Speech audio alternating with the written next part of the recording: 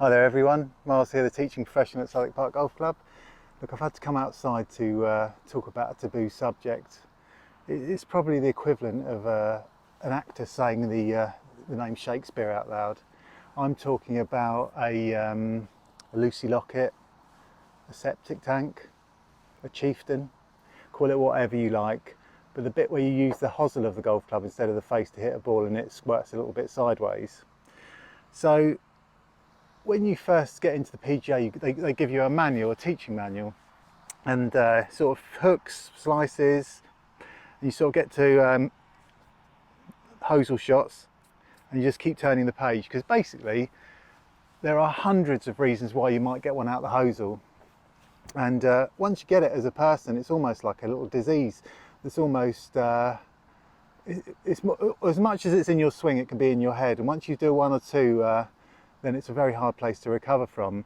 When I was really young, not really young, when I was a teenager, I went to watch the golf at Wentworth, and I found myself on one particular hole, because I'd followed him round. My heroes were Seve and Lee Trevino from Pro Celebrity Golf, so I followed Seve round a few holes, and me and my friend were keeping up with him, and he sliced one into the trees in Wentworth. I can't remember which hole. I meant to go and find it on YouTube, see if I can find it, because it would probably be quite good.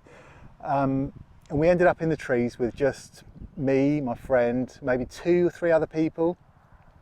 And Seve was looking at this gap in the trees ahead, and he was going to try and thread it through back out onto the fairway. And anyway, it was really good. There's trees and branches and bushes, and he had a hack at it, and he hit one off the old hosel, straight out sideways, back onto the fairway, in which he got a huge round of applause. And I shouted out, shanked it at the moment he hit the, just after the moment he hit the ball, and he literally just looked round and he winked and he walked out. So we never spoke or anything like that. About I don't know, maybe 10 years later, I'm at La Manga, and I go in the changing room, and he's in there doing sit-ups on his own. It's just me and him, and I couldn't speak. I couldn't find the words to even utter one word apart from him. So the only time I ever saw him, I accused him of hitting one off the hosel.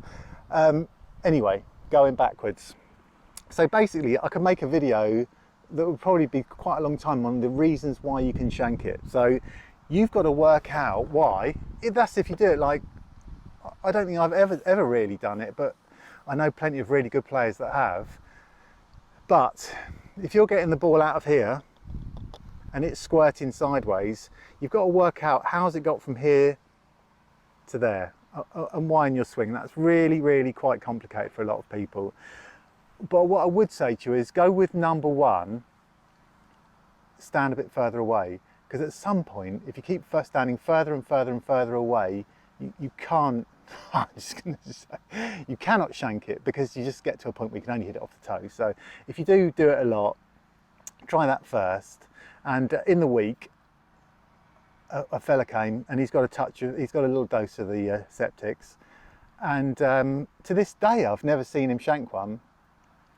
But in his swing, instantly I could see why he did.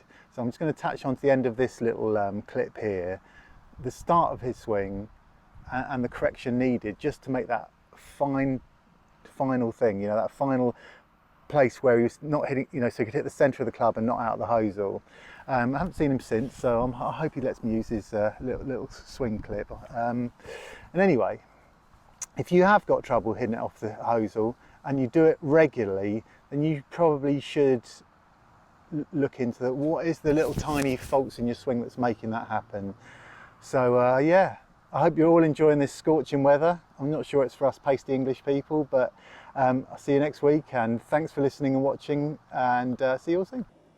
You can see here in this first little move that Jan makes how the club comes out of line and this left arm gets ahead of the right, causing this strange little start to his swing. After we put things right, you can see the club's in this correct position at hip high, a nice solid one-piece takeaway with his club on his toe line, and hopefully everything put right.